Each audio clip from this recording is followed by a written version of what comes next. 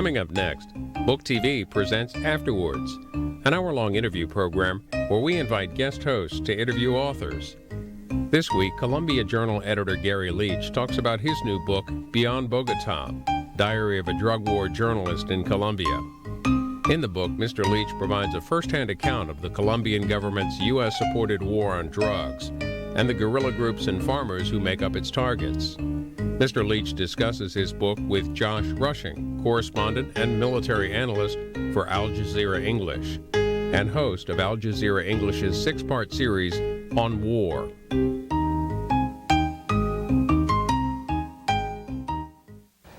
Hey, Gary, thanks for joining us. Let's talk about Beyond Bogotá, your time in covering the drug war down in Colombia. Let's step back a little bit and I guess set up the playing field here. What happened in Colombia with La Violencia? What set up the current situation? Well, yeah, Colombia's violence in its current form has basically been going on since the 1940s, when a populist leader was assassinated in 1948, and that led to a civil war between the two, or followers of the two dominant political parties, the Liberals and Conservatives. And out of that decade of violence, which killed about 200,000 Colombians, emerged mostly peasant groups who were defending themselves against government repression, who actually started seeking broader structural changes, and many of them became socialist or communist advocates. And these peasant groups ended up taking up arms initially just to defend themselves against the army, and by 1964 they actually officially became the Revolutionary Armed Forces of Colombia, or the FARC guerrilla movement. Was Che a part of that or connected with that at all, or an influence on that? He wasn't so much an influence. Actually, Che, in his motorcycle diaries, was in Colombia in the middle of La Violencia, which this decade of violence through the 50s was called. And he did note in the motorcycle diaries that Colombia, he experienced more repression in Colombia. It was more overt and visible than any other country he'd traveled through on that journey. And so that was a reflection of the conditions that led to this peasant movements forming the guerrillas, as I say, known as the FARC, which today is the largest guerrilla movement in Colombia. And separate from the FARC, you also have the ELN. What's the ELN? Yeah, the ELN, the National Liberation Army, they also formed in 1964 officially, but they were more reminiscent of most of the guerrilla groups that formed throughout Latin America following the Cuban Revolution. They were more influenced by Che and Fidel Castro. They were more urban intellectuals who went to the countryside to form guerrilla armies, whereas the FARC predates the Cuban Revolution. Its roots are in the early to mid-50s, and it very much is a peasant-based guerrilla organization, which the ELN is more urban intellectual-led. And then to confuse things even more, there's another side of this equation that isn't the government and the military, and that's the paramilitaries. So how do they fit in? Exactly. Throughout the history of Colombia's violence, there's always been paramilitary groups that have come and gone, and these groups work often hand in hand with the military. The latest wave of paramilitaries in Colombia emerged in the early 80s, and they were formed by initially the big cocaine cartels, the Medellin cartel, the Cali cartel, and ostensibly to defend themselves against, and their family members, against kidnapping by the guerrillas. But the military and large landowners also formed paramilitary organizations to defend their economic interests from the guerrillas, and the military to wage a dirty war against not only the guerrillas, but any peasants believed to be sympathizers of the guerrillas, and anyone on the left, basically, whether you're a politician, unionists, human rights defenders, community organizers. And the paramilitaries worked hand in glove with the Colombian military, and they did the dirty work, or a lot of the dirty work, for the Colombian military. And throughout the 80s and 90s, they were primarily responsible for most of the human rights abuses, particularly the massacres. Well, why do they call it the dirty war? Because of that? Because of the massacres? And what massacres are you talking about? Yeah, the actual combat, traditional combat, takes place between either the paramilitaries and the guerrillas or the army and the guerrillas. But there's also a dirty war in Colombia, and it's called dirty because it's the targeting of civilians, unarmed civilians. And again, that's primarily being carried out through the 80s and 90s by the paramilitaries. What it is they see anyone who works for social change as a subversive, as a communist. Anyone that challenges the government's policies, speaks out against the government, or tries to organize social movements in any way, non-violently, they're automatically assumed to be guerrillas, guerrilla sympathizers. And so the dirty war is the targeting of these citizens, Colombians, who are working non-violently to change the political, social, and economic structures of the country. Okay, so that sets the stage. Now, you have a bit of an odd background, right? You're from two places. Tell us a little bit about that. Yeah, I was born in England, and my formative years were in England. I left when I was 15 and moved from Manchester, England to Detroit. That's a big change. Yeah, or one industrial city to another, but yeah, a cultural shift. And at 15, that's a tough time to move like that for that big of a cultural shift, right? Yes, it was. I had my last 2 years in high school in Detroit, and yeah, I wasn't happy with the move. It was, I felt like an outsider. At 15, everyone's got their cliques already, their friends, and where I moved to, most of the people had been, going through the school system together their whole lives. So I never found a clique. I was kind of an outsider, and so when I graduated, my first instinct was to get out of there. Mm-hmm.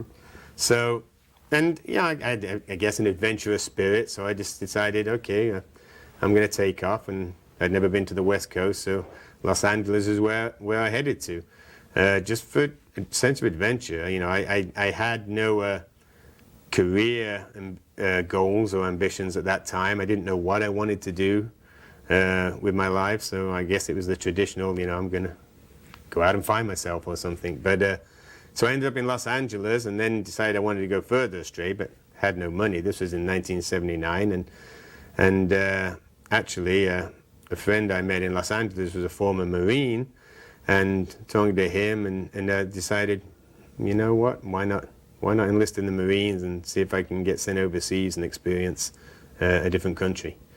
And that's Were you what I did. a U.S. citizen? Not at that time, no. I hadn't become a citizen yet. I became a citizen later on, but at that time I was still a British citizen. So you're a British citizen enlisting in the most extreme of the armed services, and I say that as a former Marine. Yeah.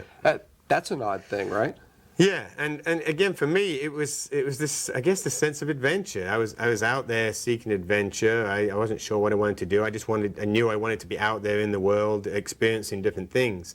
And as you say, the most extreme of the U.S. Armed Forces. It's as much a cult as it is a military service. Exactly. And again, it fit my personality. It's like, because my exact thinking was, okay, if I'm going to join the military, it's going to be the one that's the most challenging. And so that was... Well, did you ever wonder if you joined the Army, would you always wonder if you could have made it as a Marine? Like Probably, that kind of thing? yeah, exactly. I went through that, I know. Because I went and saw the other recruiters, and to me, I was like, well, I'll always wonder if I could have made it through the Marines. So you were in the Marines for a few years. Yeah. And then you get out. Yep. How did you find yourself down in this Colombia thing? So attracted to what was going on there? Well, it was the Marines that introduced me to Latin America. Because I was stationed in Panama. I got my overseas posting, and I got to experience, a different culture. And Panama was fascinating, but I realized it was a place, because the Canal Zone was still in existence at the time. This is 1980. That was very influenced and dominated by Americans, because of 34,000 military personnel there and civilians. So when I got out the Marines, I decided I want to go back and experience more of Central America at that time, and because my curiosity had been raised, and so actually I traveled down from Detroit down to Panama and back, basically hitchhiking, taking buses, and on a 3-month trip. Half of it was with my brother Don, and but when I returned, I was traveling alone. You got yourself in a bit of trouble there, yeah? Which would become a theme in your life, as you write about in the book. Yeah, maybe I need to talk to someone about that. You have segments in your life that seem to exist in between periods of captivity, and exactly. Which should be a warning to you right now. Exactly. And I'm headed to Colombia next week. Are you really? Yeah. Well, tell us about this time in what was it? It was El Salvador, yeah? Yes, it was what was it, early 1982, and the Civil War there was at its height. Yeah, right in the middle of the Civil War. Exactly. And I was traveling back, heading back to the United States, and I came to the border, Honduras-Salvador border, and at the checkpoint there, I handed them my passport, and they started rifling through my backpack, and they found a book of poetry by the singer Patti Smith, actually, and it had never entered my mind, but just inside the cover of the book, there's a black and white photo of her in a T-shirt holding a walkie-talkie, which it just never entered my mind during the trip that could be perceived negatively. You know, I was pretty naive at the time. I think a lot of people, wouldn't think what pictures are in this book as I'm crossing a border. Exactly. I mean, that was just the author photo, is what it was. Sure. So, like, I can't imagine me being held accountable for, that picture on this book. It's just a book I happen to have. Exactly. It didn't enter my mind. And so, but to the border guards, they looked at it and decided, not speaking English, that this was revolutionary or subversive literature. And so they detained me. Could they read English? No, they didn't speak English. Didn't know read who English. Patti Smith, who's a famous, fairly famous punk rock star, but I imagine probably doesn't have a big following down in El Salvador. No, in 1982, you didn't have cable TV, so they didn't have MTV or anything. So no, they had no idea who she was, and it was all based on that photograph. And so they detained me, and basically they detained me, and then it was up to then, after that, some commander to decide, I guess, whether to release me or not.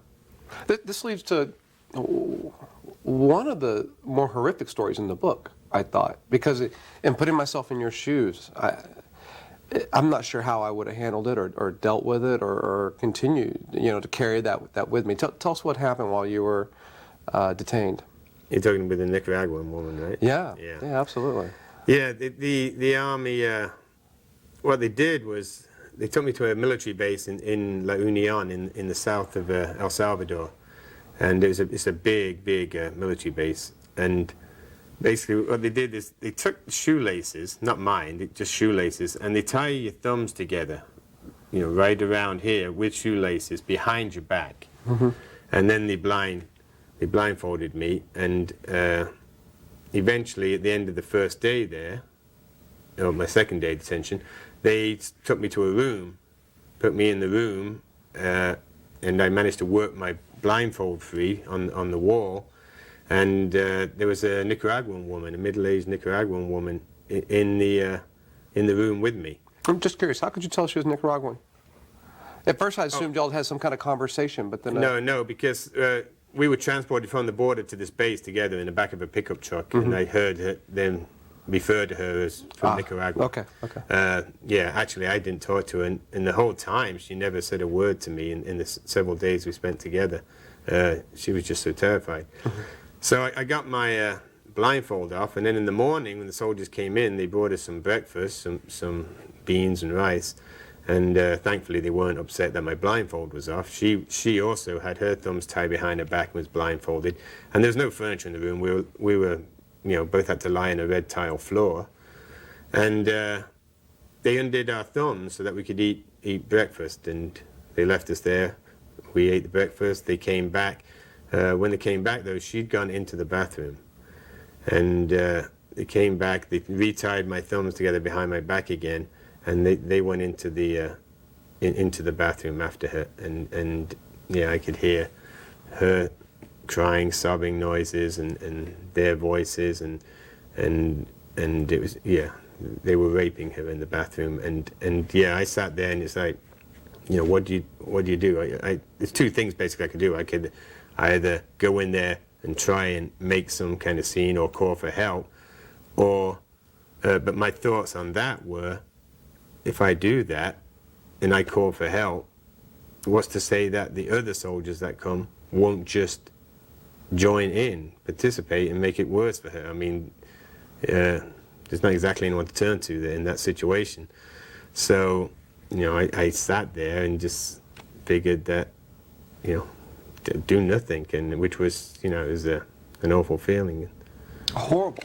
A horrible feeling, being just helpless and so close to something like that, and you can hear it. Yeah. Is that something that stays with you? Or do you have these kind of experiences that stay with you? Yeah, I mean, there's several over the years from that and from my work as a journalist that yeah, they do stick with you. And Particularly not all the time, but, you know. Not to jump too far ahead in your story, but you end up traveling in these fairly dangerous places with your wife or soon-to-be wife. At the time, I must imagine that you would flash back and think, you know, what kind of situation am I getting her into? Because you know how bad it can get. That was one of my biggest concerns with my my wife working with me. She's worked with me on 3 occasions in Colombia. The only reason that I was at all comfortable with it is because she has a history of working in Nicaragua and El Salvador in the 90s, investigating political issues in the post-conflict years, but very experienced in the field, fluent in Spanish. So, but she'd never been in the conflict zones that we went into. But my concern wasn't so much her and how she'd respond, and she responded wonderfully. It was how the groups would respond to her, and exactly that. My big fear, of course, is rape. I mean, it's a weapon in war, and you know, it's something that obviously women have to worry about to a much greater degree than us. It's not really a concern for us. And being in a position though where you can't stop it or protect her. Well, exactly. Because if you ever run in, everyone's worst nightmare. Exactly, because if you run into an armed group and they decide to do something like that, yeah, you're helpless. I mean, you just cannot. So to come back, you're detained in El Salvador. We'll leave how you get out of that one for people to actually read the book. But how do you get sucked into Colombia? And it seems to be Colombia. You start off with this kind of general interest in Latin America. Yeah. But it ends up being just Colombia. Well, how does that happen? That narrowing happen? Yeah. Later in the 80s, and at this time I was in El Salvador in the Marines. I was a very apolitical person. You know, I didn't grow up interested in politics. I had no interest in geopolitics, U.S. foreign policy. That was one of the experiences that started, you know, my political awakening, especially about U.S. role in Latin America. And in the late 80s... That's interesting. Yeah. Stop right there, because I relate to that as someone who's forced to go overseas and at some point look back at America. And it's even interesting the similarity in terms of we're both Marines. So we're coming from a pretty strong sense of what America is to being put into this foreign paradigm and having to look back and say, oh, that's what we look like to the rest of the world. That's what's happening when we engage the rest of the world. Because when you come from the Marines, it's clearly we're the good guys. Oh, exactly. We go around, we free people who need to be freed. We provide humanitarian assistance. We're the good guys here. And so I'm really curious about that process, that evolution in thinking, and what you saw that started making you kind of question this, I think, very simple way of looking at it. Well, again, the first step was El Salvador. As I say in the book, you know, I'd been thoroughly socialized to believe that, you know, Western democracy, like U.S. democracy, British democracy, represented all that was good in the world, you know, and as in the Marines, you're indoctrinated with that to, you know, a much deeper degree than the average citizen. Mm-hmm. And so I went into El Salvador, and my assumption was, I knew, you know, I didn't know much what was going on in El Salvador when I was traveling through there, but I did know the U.S. was supporting the Salvadoran army against Marxist guerrillas. So therefore, the army's the good guys. Well, it's particularly within the context of the Cold War, right? Exactly, yeah. But then, you know, when I started seeing some of the things I saw when I was captive there, and the way these people were treated, the Salvadorans, by the soldiers that my taxpayers were funding, and then when I got out of there and I started looking into El Salvador and realizing that by far the greatest violator of human rights there was this U.S.-funded Salvadoran army. It started making me question, you know, everything I'd been socialized in that I'd never questioned before. And then when I went back to Latin America in the late 80s, and that was my first trip to Colombia, and again, you know, everyone told me Colombia's dangerous, it's violent, don't go there. And so I was very wary when I went there.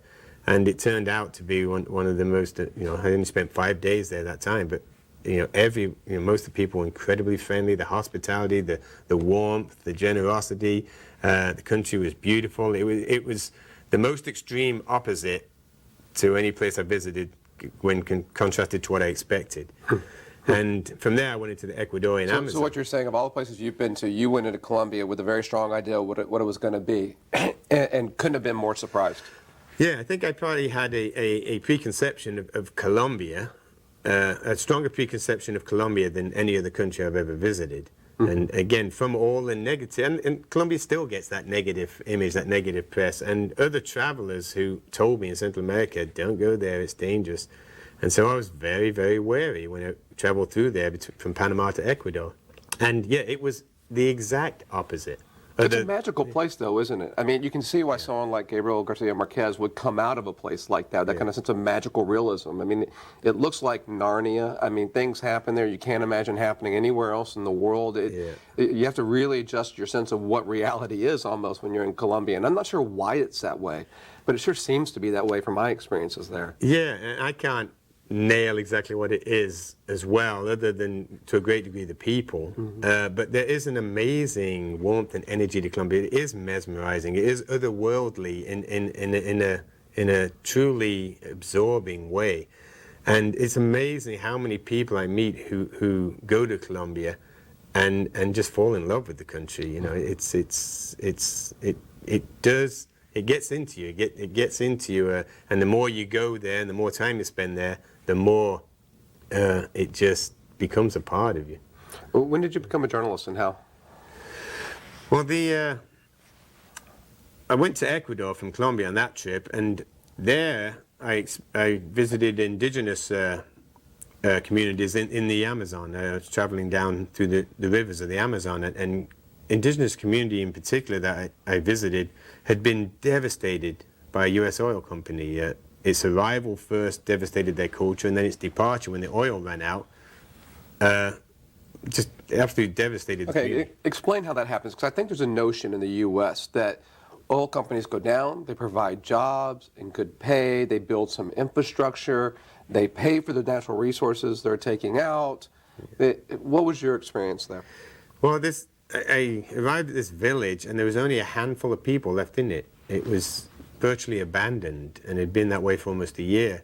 And the stories they told me was that the oil company came, I think it was about 15 years earlier, and they'd found oil there, and they told the people, listen, you don't need to do you live your subsistence lifestyles anymore. We'll provide you with work, we'll pay you, we'll bring in all the food you need, the drinks you need, everything.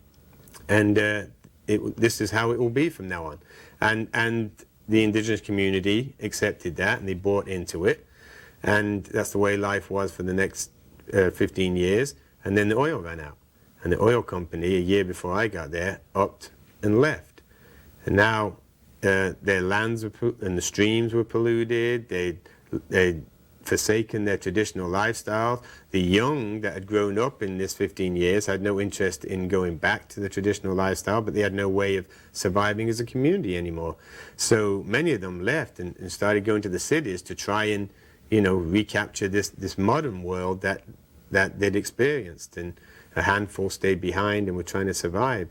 And it was one of the most depressing experiences I've ever had, to see the destruction of this culture. And that was another, along with El Salvador, another major step in my political awakening was the role of corporations, multinational corporations in these countries. Were you a journalist at the time? No, and it was after that then I decided in the 90s that I wanted to focus on work now that had related to Latin America. And I've always enjoyed writing. It's always come relatively easy to me, and I like the investigative, the traveling, the investigative, exploring aspect of it. So, and I was now becoming very interested in U.S. policy in the region. So all of those combined, I just decided that journalism was what I wanted to do, and I wanted to focus on U.S. policy in Latin America. If you weren't a journalist and you're visiting a community like that, it's pretty far off the beaten path. Yeah. How did that happen, or why? Were you just looking to get off the beaten path as a adventurer, or? Yeah, it is the adventurous part of me. And one place that I've always wanted to visit my whole life was the Amazon rainforest. Mm-hmm. And I didn't just want to go into by road or plane into this little community and just stay there. I wanted to experience it. So I I purchased a dugout canoe and a paddle from an indigenous family and just took off through the jungle in my canoe and stayed with indigenous families along the way. So it's an adventure. It was like, to me, the ultimate adventure, the one I'd always wanted to do. You didn't speak their language? Well, most of them spoke Spanish on the main rivers there. Okay. But there were other clans that were more remote that didn't. Philosophically, looking back at the situation with the tribe and the oil company, is it naive to expect anything else to happen? I mean, has the train already left the station on how much the Western world needs oil? Not just the Western world, China and any industrialized nation needs oil. Is it naive to expect that companies won't go after oil? Is it, or do they just need to be more responsible in the way that they do it and more responsible in the way that they pull out when the oil is gone? Yeah, I think it's naive to expect them to not do it. Whether people who are against the exploitation of oil, particularly in indigenous lands, can succeed in stopping them or not is another question. But yeah, with our dependence on oil, what I experienced in Ecuador is going on around the world now, because the oil companies are trying to locate oil everywhere they can. They try and exploit it, and it's in the last 15, 20 years that's led to a lot more conflicts between oil companies and traditional communities, indigenous communities, and it's happening throughout Latin America, in Africa, in Asia, and so it doesn't bode well for indigenous communities in the long run. The only potential thing that could save their cultures is if we do move away from oil to more renewable energy forms in the near future, if that somehow happens. You have to wonder if that would happen in time. I mean, it's hard to imagine. It's one of the interesting things in the book is that I travel a lot in the Middle East as well and do stories out of there, and the similarities that you point out. I mean, not just the conflict, but the fact that it's over oil of all things. It starts to sound a lot like the Middle East, but the Middle East gets so much more attention in the States. Yeah. At the root of Colombia's conflict is the country's resources. It's not discussed enough. It's not focused on enough. We focus on the drugs. We focus on the leftist guerrillas trying to overthrow the government, the ideology, the drugs, these issues. But it's rooted in resources. Colombia is a very resource-rich country. Its top two exports are oil and coal. It's one of the top 12 suppliers of oil to the United States. It's the number one foreign supplier of coal to the United States. It's the world's leading producer of emeralds. 40% of the world's emeralds are mined in Colombia. How does the cocaine trade compare to how much oil they export? Well, cocaine is its leading export. And larger than oil? Yeah. Oil is the largest legal export. And then in the midst of this, you've got the cocaine as well, trade. But resources is a huge component in the conflict, and U.S. policy has secured access to those resources for multinational corporations and under the process of economic globalization. Colombia's resources have been opened up to foreign investment, and Plan Colombia, the counter-narcotics initiative, the U.S.-backed counter-narcotics initiative, it's failed miserably as a counter-narcotics initiative. It's had quite a bit of success as a counterinsurgency initiative, which has pushed the guerrillas away out of resource-rich regions and provided security in those regions for multinational corporations to come in and take advantage of the new economic policies. Okay, that's a great place for us to stop for a moment. We need to take a break, but when we come back, we're going to talk a lot more about Plan Colombia. Okay.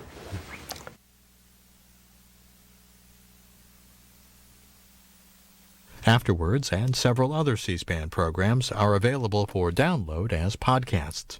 More with Garry Leech and John Rushing in a moment.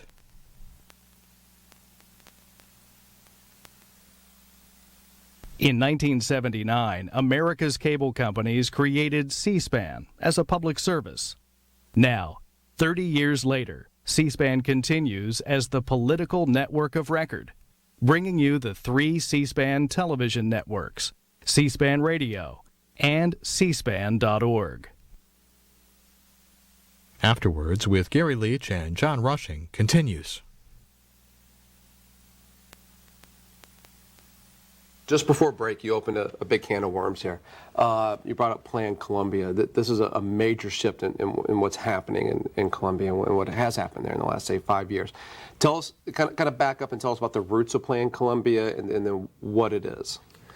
Well, the United States has been fighting a drug war in Colombia since the early 80s against the cocaine trade. Initially, it was against the big cartels, Medellin and Cali, throughout the 80s, the first half of the 90s. And U.S. drug policy was primarily focused on targeting the drug trafficking organizations and interdiction efforts to stop the cocaine getting to the United States. Mm-hmm.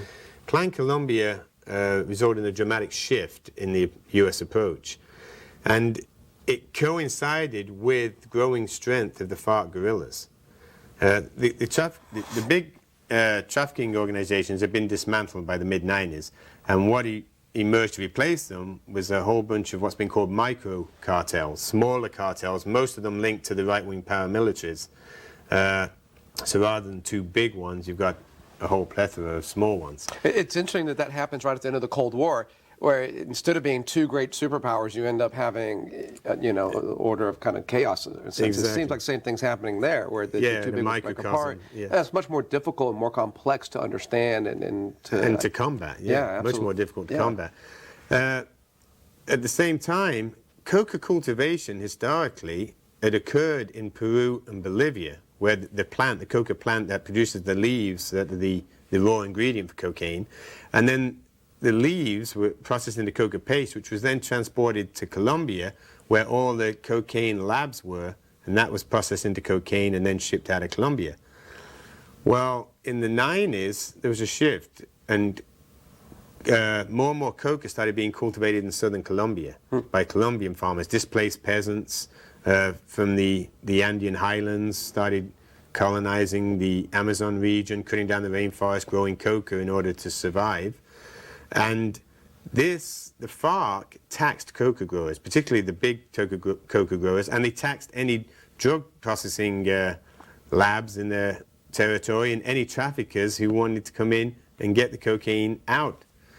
Is coca legal in Colombia on any level? Because in Peru it is. I did a story in Peru last year where I was running some cocaine labs, and coca's legal there, and it's actually even celebrated in their culture to use for coca teas, to chew the leaves, that kind of thing. Is coca legal at all in Colombia? Yeah, it's not the same as in Peru and Bolivia. There are a few indigenous cultures in Colombia that do use it traditionally, but it's very, very small amount of indigenous do that.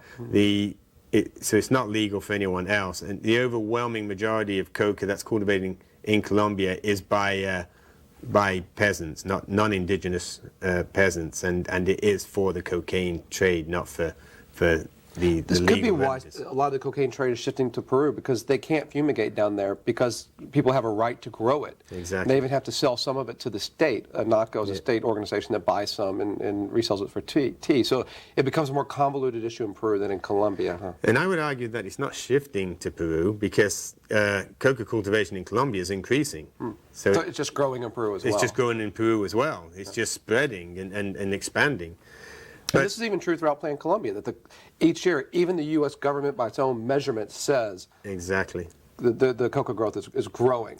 Yeah, the objective, Plan Colombia emerged because the FARC guerrillas gained military strength from their funding they got from taxing the coca trade and the drug trade.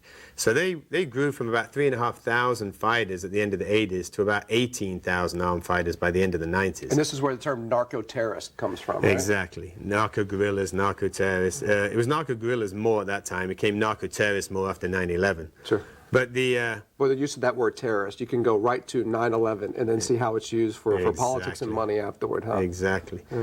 So the FARC became this formidable military force by the end of the 90s. They controlled about 40% of the national territory. They were attacking the Colombian army bases in southern Colombia and taking over the entire bases. Not traditional guerrilla warfare, just ambushing patrols, but 1,000 guerrillas at a time would attack bases. Do they have helicopters or heavy equipment? Or, None. I mean, what? No. Machine guns on trucks, probably? No, not really any trucks. It's just AK-47s and heavy machine guns and mortars, homemade mortars and stuff like that. Huh. And they're attacking military bases. Exactly. So Plan Colombia at this time shifted it, or the U.S. drug policy shifted its focus this time away from the drug traffickers, which were primarily linked with the right-wing paramilitaries, and decided to start targeting coca growers, most of which were in southern Colombia in areas controlled by the FARC guerrillas. And this happens in 2003, which everyone knows 2003 is the year the U.S. invaded Iraq, right? Well, no, this shift happened in the late 90s. Oh, that okay. Yeah, this was the formation of Plan Colombia, I see. which came into being in 2000. Okay. And so the objective of Plan Colombia was to target coca growers more than the traffickers, and U.S. military aid under Plan Colombia starting in 2000 made Colombia the third largest recipient of U.S. military aid in the world. Only Israel and Egypt received more, and that's been the case ever since 2000. And so all this U.S. military aid, creating a 3,000-strong counter-narcotics brigade in the Colombian military, providing Colombia with more than 60 Huey and Black Hawk helicopters to make the army more mobile, and of course fighting the drug trade in the FARC-controlled regions inevitably meant fighting the FARC.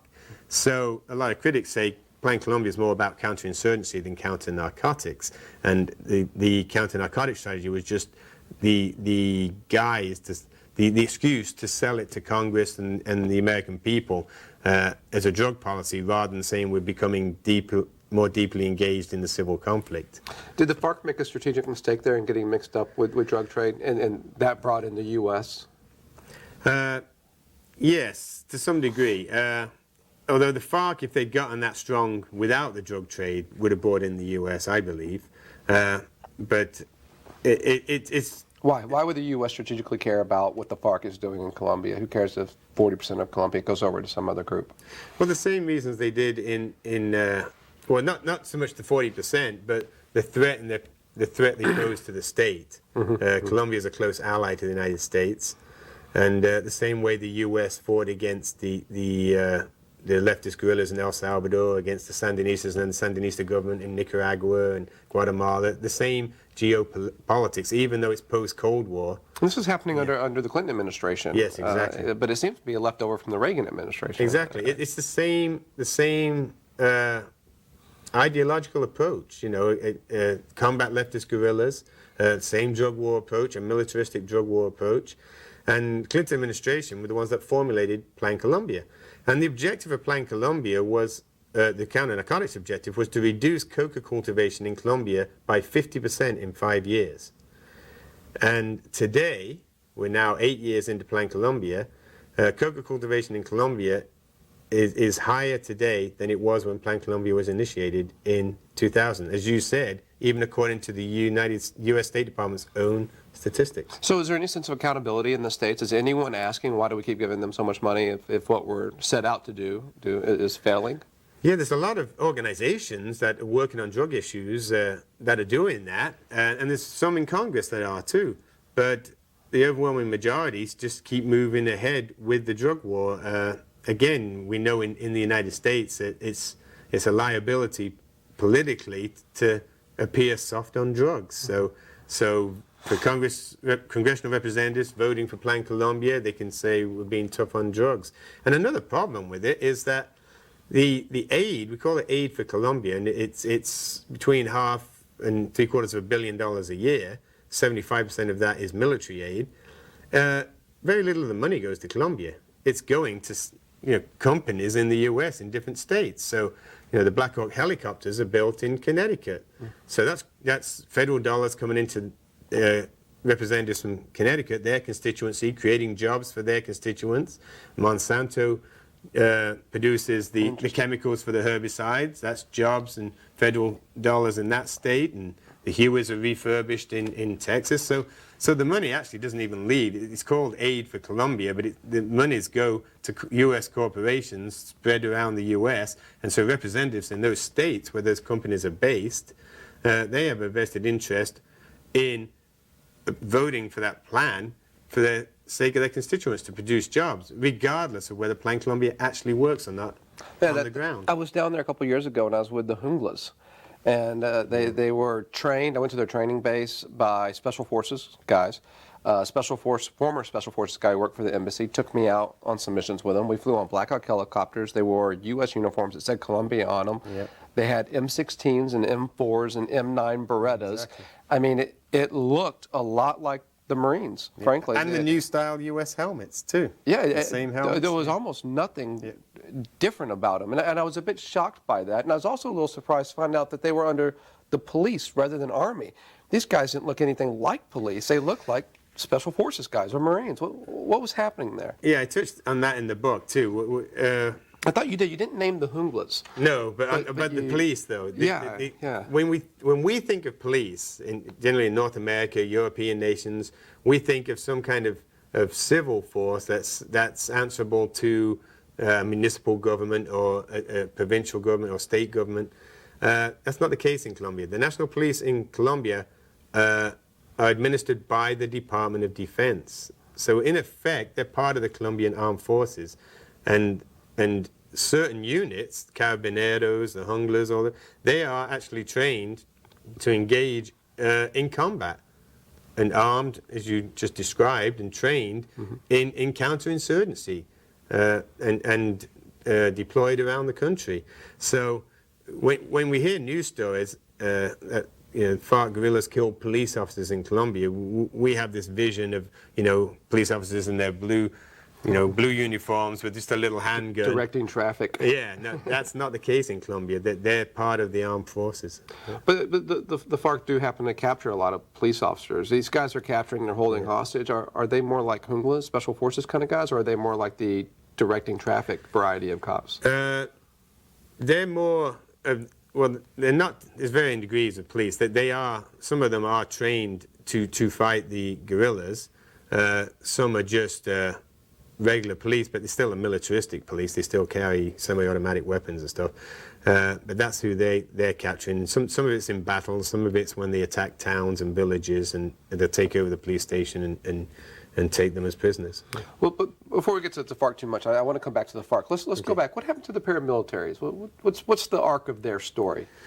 As I said, they formed primarily in the 80s, and they worked with the military. They basically they fought the dirty war for the military. So the military could say, that wash their hands of it, say, we're not responsible for the human rights abuses, the paramilitaries are. How bad were those guys?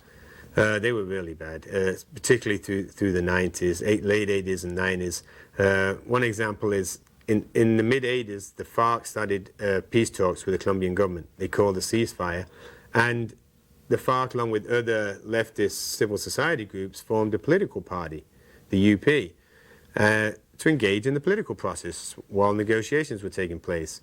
They actually got several Congress people elected, but the paramilitaries then waged a dirty war against this political party because it was a left-of-center political party, therefore it was communist, it was subversive. And in 5 years, they virtually eradicated it. They assassinated more than 2,000 members, including 4 elected congressmen and 2 presidential candidates from the party. Wow. On a personal level, you're detained a number of times by FARC, maybe ELN, I don't remember. Yeah, paramilitaries. Paramilitaries, definitely, and government forces occasionally of different governments, it seems. Were you most worried when it was the paramilitary guys? Yes, definitely. In the oil-rich region of Arauca in eastern Colombia, the paramilitaries detained me there. And they held me for 4.5 hours, and they took me to this rural farm, and they communicated through cell phone to their superiors somewhere in the country and basically said, we've got a gringo journalist, what do you want us to do with him?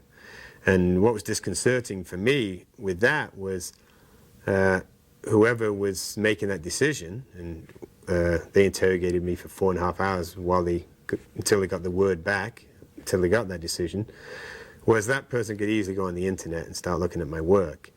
And my investigations in Colombia have resulted in me being pretty critical of U.S. policy of Plan Colombia and how it's devastating the lives of peasants in Colombia. And as a result of that, I felt it's my job as a U.S. journalist to write for an American audience to try and create awareness of what American tax dollars are being used for in Colombia and the problems related to their use. And because part of that is we're funding a military that is working closely with a right-wing group that's on the U.S. State Department's terrorist list, and that is the armed group that's responsible for most of the human rights abuses and massacres. So I've a lot of criticism of the paramilitaries in my writing. You're not saying that the U.S. is funding the paramilitaries. No, You're saying the U.S. is funding a group that's letting the paramilitaries do whatever they want. Exactly. Maybe even providing cover for them so they can do whatever they want. Oh, they work together a lot of times. The military secures areas for the paramilitaries to go in and massacre a village full of people. These are death squads. I mean, straight out That's of... exactly what they are, death squads. Just like in the 80s, right? Yeah. With Central America. The only difference is in Colombia is the death squads in El Salvador and everything tended to be people in civilian clothes who would go out in the night and then, take people out of their homes and kill them and dump the bodies. In Colombia, the paramilitaries, until recently, were standing uniformed armies, just like the guerrillas. The paramilitaries were like 12,000 strong by the year 2000. They were in units, military units, all over the country, like a standing army. So these death squads were actually a uniformed standing army. And they worked with the Colombian army, and who we were funding. So we were funding this army that's working with right-wing terrorists. And after 9/11, we're doing it in the name of fighting terrorism. So when I got detained by the paramilitaries, of course, my fear was they're going to go online, they're going to see what I've written, and that maybe the decision of what to do with me wouldn't be favorable from my perspective. They let you go. I mean, do you think someone just didn't do their homework and check online? Or, I mean, look, these... Why? It's not like they're out to do a good deed today. Yeah, I don't know.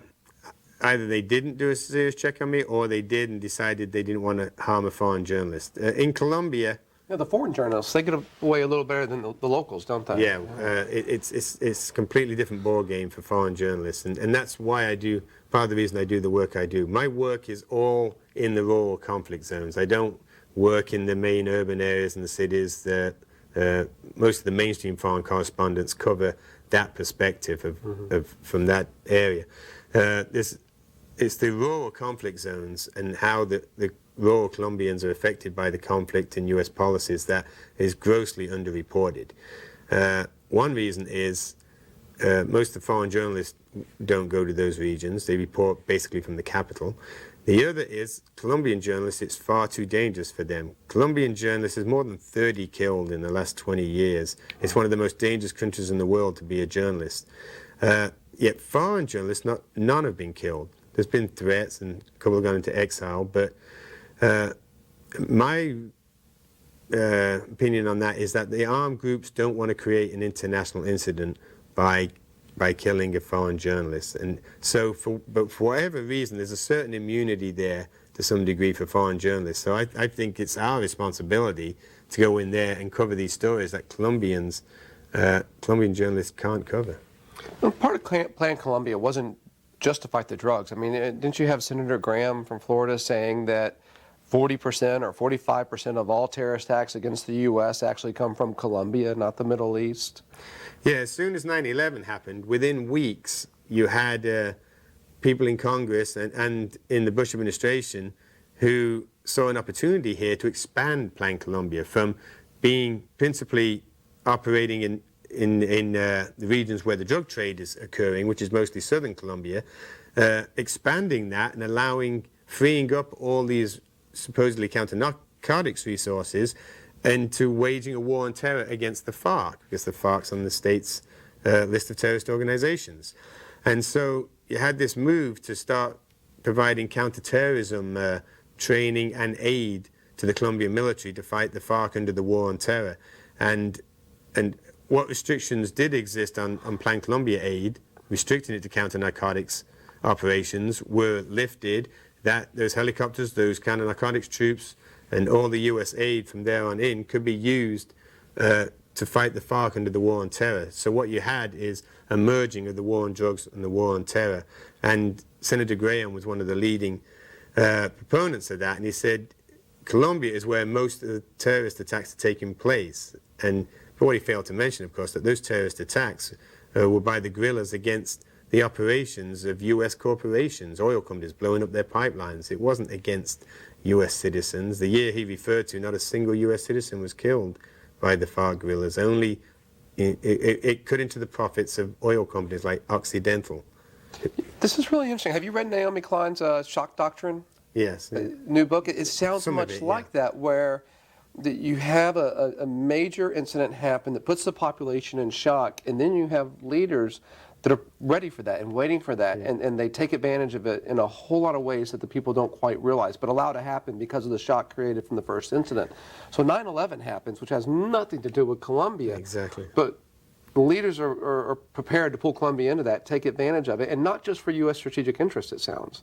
Or maybe U.S. strategic interests are perfectly aligned with these multinational companies. But it seems as if you had companies like Occidental and Canadian oil companies that were ready to take advantage of what happened with 9/11. Is that how you saw that go down? Yeah, the Shock Doctrine definitely applied to that situation in Colombia. I mean, it not to the degree that it allowed them to initiate something they weren't already doing. It allowed for an expansion of U.S. military intervention Just taking in the Colombia. restraints off. Exactly, take all the restraints off, and now it's a free-for-all under the guise of the war on terror. So they go in very carefully worded, and there's the very specific thing that we're doing. Something like 9/11 happens, and now we can do whatever the hell we want. Yeah, because Plan Colombia, it had to be presented to the Congress, U.S. Congress, as a counter-narcotics initiative, because the Congress would never have passed a bill or initiative like that called for the U.S. to become engaged in counterinsurgency in Colombia.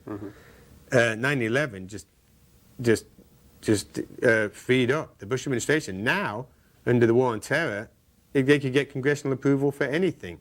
So now they didn't have to be concerned anymore of presenting it as a counter-narcotics initiative. And the counter-narcotics component, you know, as we mentioned, has failed miserably. I mean, it's a failed strategy, and yet we keep authorizing another more than $500 million for Colombia every year under Plan Colombia. Okay, so the narcotics part failed, but what's worked?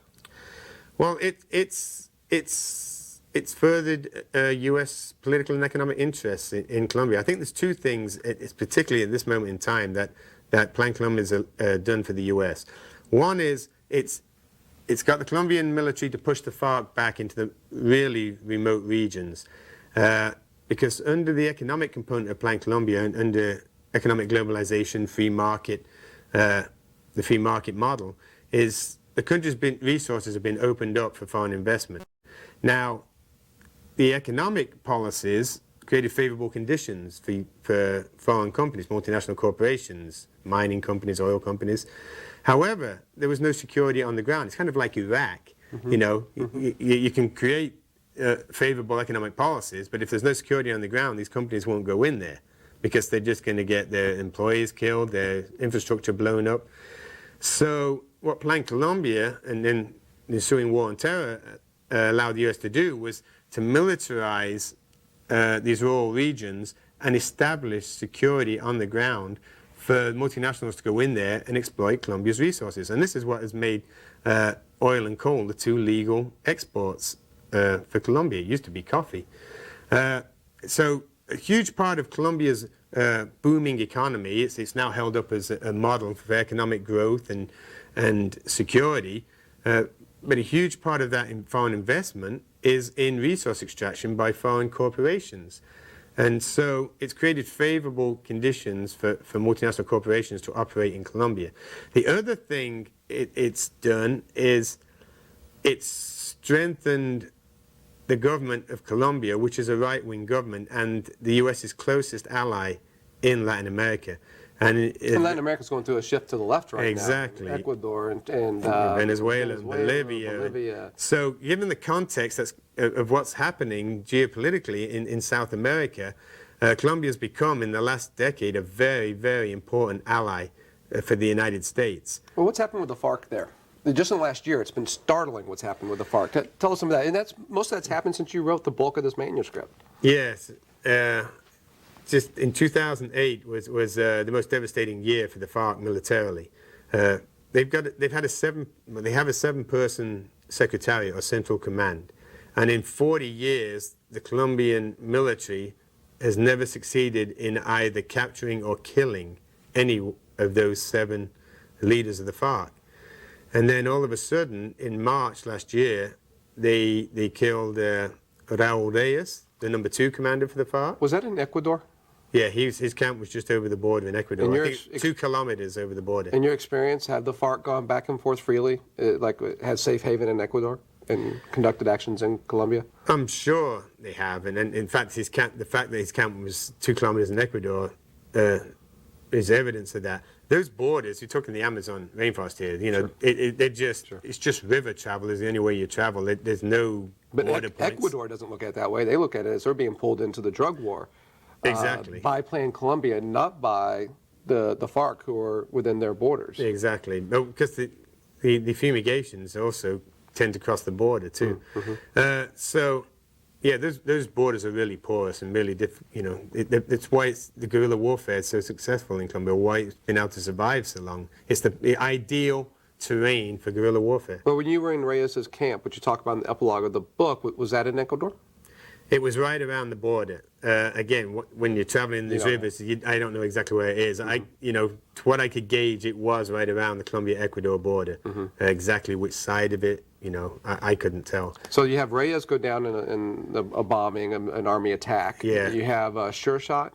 The Supreme Commander who'd led them their entire existence for over 40 years, he died of a heart attack later that month. The same month, another one of the Secretariat was killed by his bodyguard, who then deserted. And then one of their major strategies is a kidnapping strategy. They have, over 700 prisoners or something like that? It's rumored, yeah. No one knows exactly. And some of those are major prizes. Ingrid Betancourt, former, presidential candidate? Yes, exactly. 3 U.S. contractors. Exactly. Which were, I think, Dynacorp? Or no, they were from Northrop Grumman. Northrop Grumman. Yeah. When I was there on a base, there were Dynacorp workers were the ones doing the fumigations. Exactly. There's about 17 military contracting companies working in Colombia. But these 3 U.S. contractors and Ingrid Betancourt were released with a daring plan with the Colombian army to get them out of there. Some controversy about that and using a human rights. Exactly. What did they use? Red Cross on the helicopter. Symbol, one of the undercover officers who were pretending to be a humanitarian worker had a Red Cross bib on. Problem with that is, now why would the FARC ever work with Red Cross again, or trust them? And hopefully the Red Cross and they're trying to do good deeds, and so now they're considered combatants, if nothing else. Well, that's the danger of that. Luckily, the FARC have continued working with the Red Cross, but that is the risk of what the government did. It seems like the FARC's on their heels. They are. They've been pushed back. I mean, I would estimate their territorial control has been reduced from 40 to about 20%. It's the most remote regions. They're definitely on the defensive. Well, Gary, I want to talk to you about this more. I'm actually getting to the part I want to talk about more, but it's my fault I left it to the end, and we're going to have to wrap pretty soon. A question I want to get at is, if Uribe defeats the FARC, or leaves him in such a position that the guy who's coming after him defeats the FARC, the ELN doesn't hold much power right now. The paramilitaries are gone, and so you have what looks like maybe a normal operating state in Colombia. Will history side with Uribe and plan Colombia? Well, if that scenario pans out, then it probably will. I don't think they can militarily defeat the FARC. They've weakened them a lot. But basically, they've taken the FARC back to what they were at the beginning of the 90s. Before the infusion of drug money. Exactly. In fact, they're still stronger than they were at the beginning of the 90s. And so the FARC are weak compared to a decade ago. But they're still stronger than they were 20 years ago. And the FARC's been around for 40 years. All right. People are going to have to read your book, Beyond Bogotá. Gary, thank you so much. Best of luck, Gary, your son Owen. Thanks for being here on Afterwards. Great. Thank you. Take care.